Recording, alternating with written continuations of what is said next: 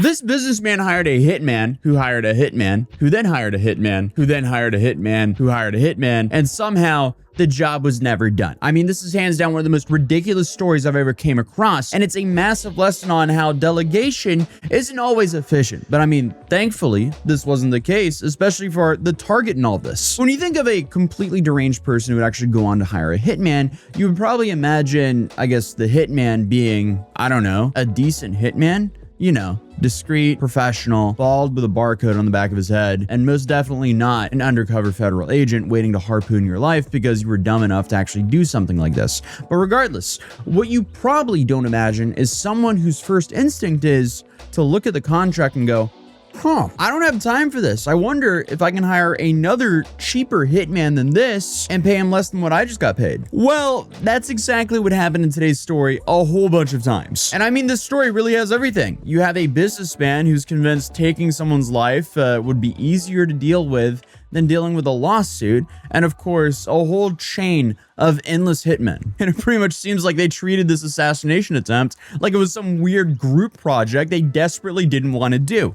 And it ended up getting so insane that if it wasn't backed up by court documents, I would assume this is some bizarre movie script. But we're getting ahead of ourselves. So the story begins in 2013 in Nanning, a city in southern China, where a real estate developer by the name of Tan Yuhui found himself in a dispute with another businessman named Wei. The two had been involved in the same property development, but things apparently fell apart. Wei had filed a civil lawsuit connected to the project, and according to court documents, Tan became very worried that the legal battle could cost him a whole bunch of money. Now, obviously the situation sucks, but most reasonable people would either try to find some sort of middle ground or hire a lawyer. Who knows? Maybe they'll just try to settle, but Tan apparently skipped every reasonable option and jumped straight to, what if he just wasn't around anymore? Okay, so according to the court, Tan hired a man by the name of Shi to take Wei's life, and even provided Shi with everything he needed: a photocopy of Wei's ID, his phone number, his license plate number,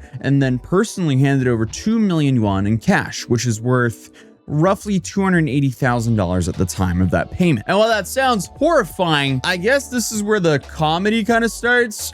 Because after taking that job, and more importantly, after taking the money, she came to the realization, I guess I don't have to do it. Might as well hire someone else. So now you might be thinking, shouldn't that have occurred to him before he accepted this contract?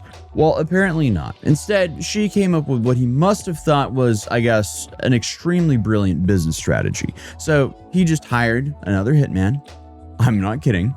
And according to the court, she handed him 1 million won to another man by the name of Mo Chanchang, and basically said, congratulations, this is your problem now.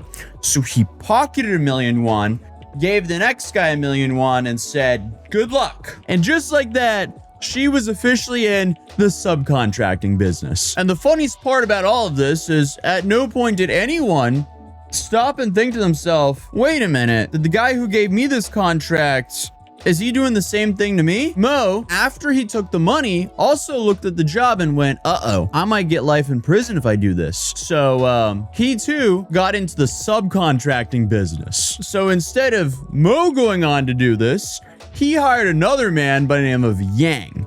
Only this time, the budget has shrunk again. So Yang received apparently 270,000 yuan up front, with another 500,000 won promised after the job was done. Mo didn't take as much of the pie as the first guy because he's only pocketing about 230,000 yuan after the hit's finished. But obviously, if you're keeping score, we've already gone from a 2 million yuan contract to a deal worth less than half of it. And at this rate, I was expecting the last guy to be offered a punch card and a free coffee, but honestly, the funniest thing is, this wasn't some rushed decision either, because according to court records, these men were also passing along Wei's information every single time. His ID, his phone number, his license plate, even a white cell phone containing photos of him. Honestly, this was just world's worst onboarding packet. It's like, okay, new guy, here, take him out.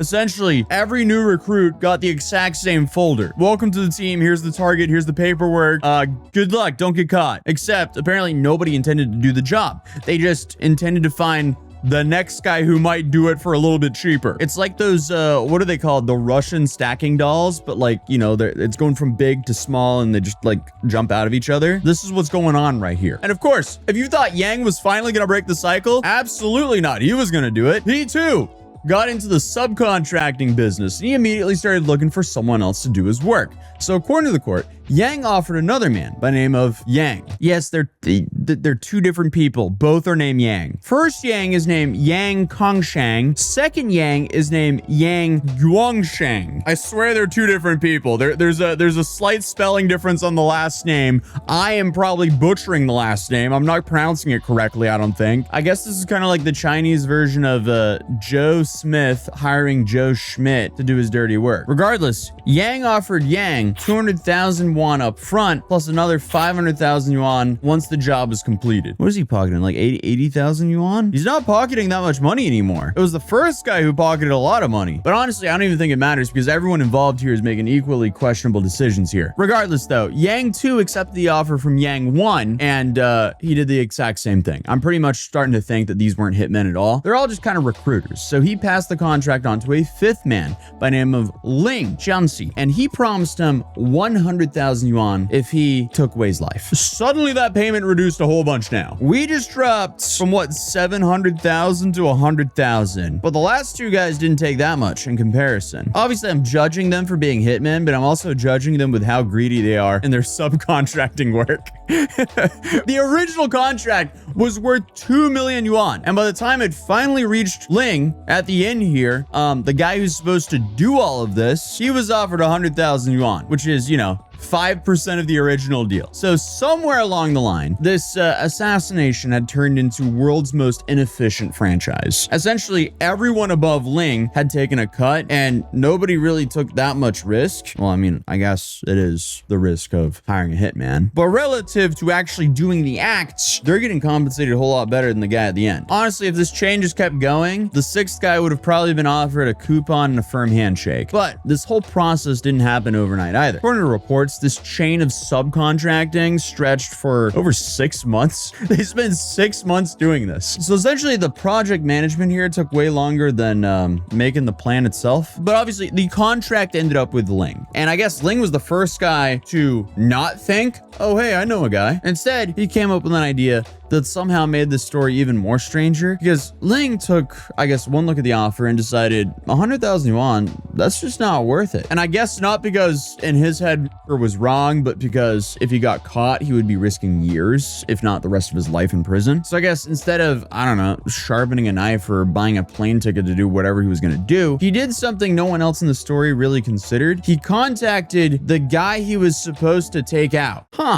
Yeah, that's some 4D chess. So according to the court, Ling first left Wei a note, and essentially the two eventually agreed to meet at a cafe in Nanning. Now imagine being Wei for a second. You go to a random coffee shop and the dude sits down next to you and says, hey, I was offered 100,000 yuan to take you out. Yeah, it's not something you want to hear. That's awful. But somehow it gets weirder because Ling then pitches what is, without a question, the most bizarre business proposal of the entire story. So he then goes, what if we fake your murder? How does the story keep going further into left field? Also, the fact that he accepted is the craziest part of this entire story. Dude goes, hey, I was offered 100,000 yuan to take you out. We fake your murder. Is that good with you? And he goes, yeah, it sounds good. What? So the two of them went on to stage a photo. And according to the court, Wei allowed Ling to photograph him with his hands bound behind his back so Ling would have, I guess, proof that the contract had been carried out. And I guess after all of this, Ling even handed over the white cell phone containing all of Wei's personal information. You know, the same phone that had been passed from hitman to hitman throughout the entire scheme. So he gave the victim all of his personal information, or a phone containing all of his personal information. But regardless, Ling had everything he needed. He had a convincing photo, a story to tell, and 5 very gullible men waiting for an update. So according to reports, Ling sent the photo back to Yang 2, who believed it. So Yang 2 sent the information to Yang 1, who also believed it and kept passing the news up the chain. So eventually it all got back to Tan, the businessman who paid millions for this whole operation. But I guess the crazy part about this is nobody asked for any more proof beyond one photo. Not a single follow-up question. They just all collectively went, yeah, it looks right. Okay, cool. Thank you. Meanwhile, Wei, the man who was supposed to, not be alive anymore, he walked into the police station. Yeah, with that phone, of course. So that's it. After 6 months of planning, negotiating, subcontracting, taking commissions, and staging fake evidence, the entire conspiracy fell apart because the intended victim simply just told the police what happened. So the victim then literally walked in and said, okay, you guys aren't going to believe this. This guy hired this guy, hired this guy, hired this guy, who hired this guy, who hired this guy, who walked up to me, confronted me at a coffee shop and went, hey, can we fake your death so I can then pass that back up the chain? Oh, by the way, here's all the information that's been passed all the way down. So Wei made it pretty easy for them. Or well, honestly, they made it easy for Wei to make it easy for the investigators, because by the time the investigators were finished, every single person involved, from the businessman to the guy who asked to stage the fake death, they were all charged. Essentially, the only person who came out of this whole ordeal without a prison sentence was the guy everyone has been trying to take out. And the peak irony here is they were all subcontracting because they didn't want jail time, but they all got jail time. So congratulations, guys. Regardless, though, the legal battle wasn't over. In fact, the first time this case actually went to trial in 2016, all 6 men were acquitted because prosecutors didn't have enough evidence to secure convictions. So imagine being Wei. You survive a murder plot that's somehow been passed through more middlemen than a construction project, and then everyone walks free. Fortunately for him, though, prosecutors appealed the decision, and the case stayed tied up in courts for another 3 years before China's Nanning Intermediate People's Court issued a final ruling in October 2019. Tan, the businessman who started the whole thing, received 5 years in prison. She, the first hitman, got 3 years and 6 months. Yang 1 and Yang 2 each received 3 years in prison. Mo got 3 years. And then finally, Ling, the last man on the chain who ultimately exposed the whole plot, he got sentenced 2 years and 7 months. So this was absolutely not a story about criminal masterminds, but it was so bizarre, I just wanted to share it with you guys. So if you're new here, feel free to subscribe, drop a like if you enjoyed the video. I'll see you guys in tomorrow's video. Peace.